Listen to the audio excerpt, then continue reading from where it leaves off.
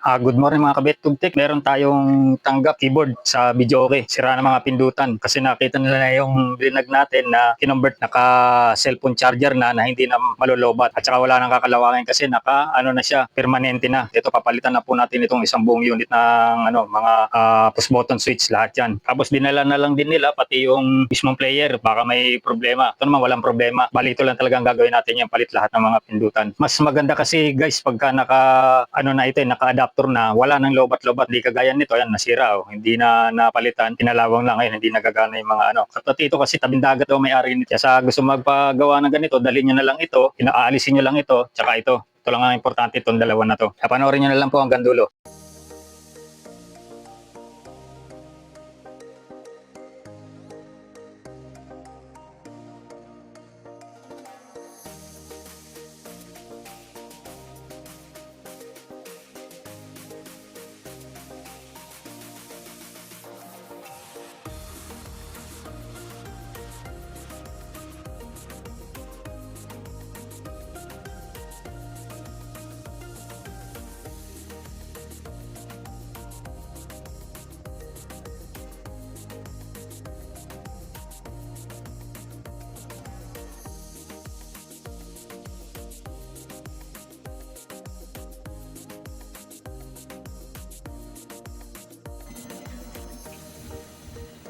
Ito na yung ginawa nating para sa power supply niya, sa battery, kinonvert na natin. Ito na ikakabit natin ngayon. Gamit ang capacitor, Zener diode, tsaka resistor. USB na po siya, cellphone charger na. Wala nang pagkalobat.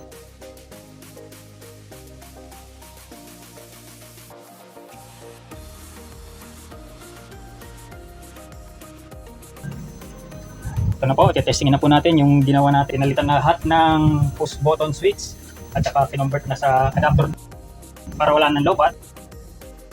Ito po ang player niya, Mega Pro. Testing na po natin. Ayan, wala pa Wala pa kasi hindi pa nagana, kaya sasaksak na natin. Ayan, testing. 282.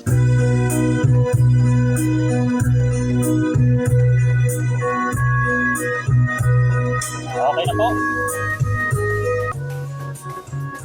Kaya kung bago ka pa lang sa channel ko, paki-follow, like, and subscribe at share nyo na rin para makatulong tayo sa iba. At paki-hit na rin ang notification bell para lagi po tayong updated sa mga gagawin nating video. Maraming salamat po mga kabetlog tech.